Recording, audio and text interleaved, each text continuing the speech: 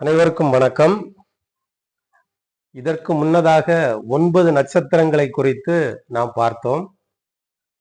28 நட்சத்திரங்களில் எந்த எந்த துறைகள் இருக்கிறது என்பதை குறித்து பார்த்து வருகிறோம்.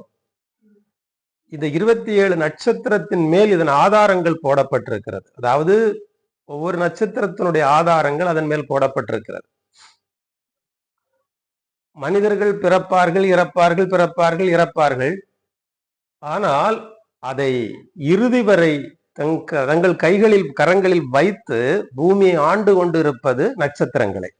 அந்த வரிசையில் மகம் நட்சத்திரம் விவசாய துறைகளை ஆள்வது. மகம் நட்சத்திரம். விவசாயத்தில் இருக்கிற நெல், அதில் இருக்கிற கோதுமை, அதனுடைய ஊடு பயிர்கள், நஞ்சை பயிர்கள், புஞ்சை பயிர்கள், அத்தனை விதமான பயிர்களையும் ஆளுவது மகம் நட்சத்திரம். இந்த மகம் நட்சத்திரத்தின் கட்டுப்பாட்டில்தான் இந்த உணவுத்துறை, உணவு தானியங்களின் துறை இருக்கிறது. இதனால் மகம் ஜகம் ஆளும்பார். இந்த ஜகம் முழுவதையும் உணவினால் ஆளுகிறது மகமாகும். அடுத்தது பூரம் நட்சத்திரம். இந்த பூரம் நட்சத்திரம் உலகில் உள்ள கலைகள், ஒருவர் காதல் கலை, காமக்கலையை தவிர, மன்மத கலையை தவிர மற்ற எல்லா கலைகளையும் பிறரிடம்தான் போய் கற்றுக்கொள்ள வேண்டும் என்ற நிலை பிரபஞ்சத்தில் இருக்கிறது. இந்த விதியின்படி கலைகள், பூமியில் இருக்கிற அத்தனை கலைகளையும் இந்த பூரம் நட்சத்திரத்தின் கட்டுப்பாட்டில் இருக்கிறது. அதாவது எந்த தொழில் எடுத்துக்கொண்டாலோ, எந்த தொழில், பிழைப்புக்கான தொழிலானாலும் சரி, பொழுதுபோக்குக்கான கலைகளானாலும் சரி, எல்லா கலைகளும் இந்த பூரம் நட்சத்திரத்தில் தான் இருக்கிறது. இதன் கட்டுப்பாட்டில் தான் இருக்கிறது.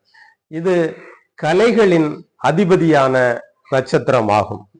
அடுத்தது உத்தரம் நட்சத்திரம். இந்த உத்தரம் நட்சத்திரம் எல்லா அணைக்கட்டுகள், அதாவது ஒரு காம்பவுண்ட், ஒரு அணைக்கட்டு, ஒரு கட்டடத்தை தாங்குகிற உத்தரம், இப்படிப்பட்ட பீம், பில்லர், இந்த துறைகள் எங்கு எங்கு நாம் காம்பவுண்டு கட்டுகிறோமோ, வரப்பு கட்டுகிறோமோ, வரப்பு, வாய்க்காலுக்கான வரப்புகள், அணைக்கட்டுகள், ஆற்றின் இரு ஓரங்கள், இந்த மாதிரி கட்டுகள், அந்த கட்டிடத்தில் இல்ல, அந்த காம்பவுண்ட் பாதைக்கானது, இந்த அணைக்கட்டுகள் போல இருக்கிறது எல்லாமே. அதாவது எல்லாம் பிரிச்சு பாதுகாப்பான தாங்குகிறது. இப்படிப்பட்ட துறைகள் அனைத்தையுமே இந்த உத்தரம் நட்சத்திரம் ஆளுகிறது. அடுத்தது அஸ்தம் நட்சத்திரம். இந்த அஸ்தம் நட்சத்திரம் பிரபஞ்சத்தில் உள்ள ஆஸ்பத்திரிகளை எல்லாம் ஆளுகிறது. ஆஸ்பத்திரி, சேவை, மருந்து, மருத்துவத்துறை, அனைத்து மருத்துவம் சார்ந்த துறைகள் எல்லாவற்றையும் இந்த அஸ்தம் நட்சத்திரம் ஆட்சி செய்கிறது. அடுத்தது சித்திரை நட்சத்திரம். இந்த சித்திரை நட்சத்திரம் எவைகளை ஆளுகிறது என்றால், ஒரு வண்டி சக்கரத்தில் அது கலந்து போகாமல் இருக்கிற ஒரு கொக்கி போடுவார்கள். கொக்கி எல்லாவற்றையும் ஃபிட் பண்ணுகிற நட்டு, போல்ட், 2 ஸ்பேரை ஒன்றாக இணைக்கிறது. 2 இருப்பவைகள்லாம் ஒன்றாக இணைக்கிற எந்தெந்த துறைகள் இருக்கிறதோ, இணைக்கும் துறைகள் அனைத்தையும், பிரபஞ்சத்தில் இருக்கிற எல்லாவற்றையும் இணைக்கிறது. குடும்பங்களை இணைக்கிறது, 2 குடும்பத்தை இணைக்கிறது இதன் வேலை. ஆண் பெண்ணை இணைக்கிறது இதன் வேலை. ஒரு பைக் இருந்தா அந்த பைக்ல இருக்கிற 2 வீல்கள் ஓடும், அதை வெளியே வராமல் அதை தடுத்து அதை இயக்க வைக்கிறது இதனுடைய வேலைகள். இப்படிப்பட்ட அந்த கிளட்ச், ஃபீமேல் கிளட்ச், மேல் கிளட்ச்னு சொல்லப்படுகிற இந்த 2 துறைகளையும், இணைப்பு துறைகளை மொத்தமாக இந்த சித்திரை நட்சத்திரத்தின் கீழ் இது இருக்கிறது. அடுத்தது சுவாதி நட்சத்திரம். சுவாதி நட்சத்திரம் என்பது, அதாவது கருவறைகள்னா அதற்கு உள் நாம வைத்து ஒன்றை உருவாக்கி அதை வெளியே எடுப்பது. அது இப்போ ஓவன் அடுப்பு மாதிரி எந்த துறைகளை உரை போடுகிறோம்.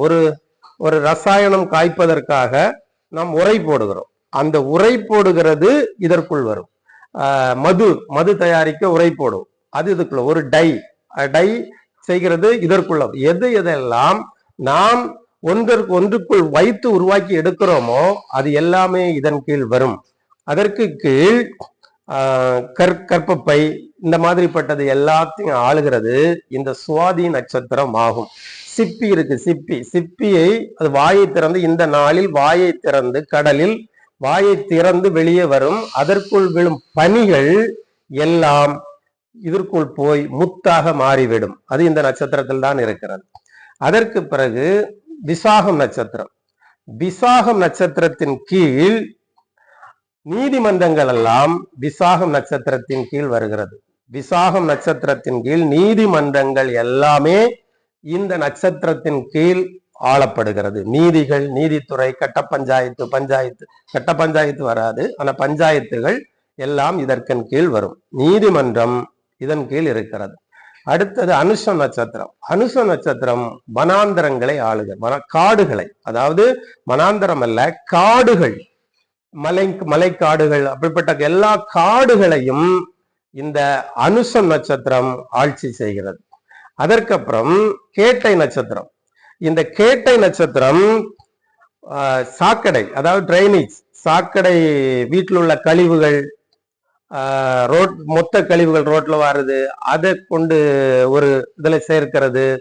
இப்படிப்பட்ட கழிவுகள், வீட்டில் உள்ளது, வெளியே உள்ளது, எல்லாவற்றிலும் இருக்கிற கழிவுகளை சுத்திகரிப்பதும், கழிவுகளை வெளியேற்றுவதும், அழுக்குகளை கழுவி சுத்தமாக்குகிறதும், இப்படிப்பட்ட அத்தனை துறைகளும் இந்த கேட்டை நட்சத்திரத்தின் கீழ் வருகிறது.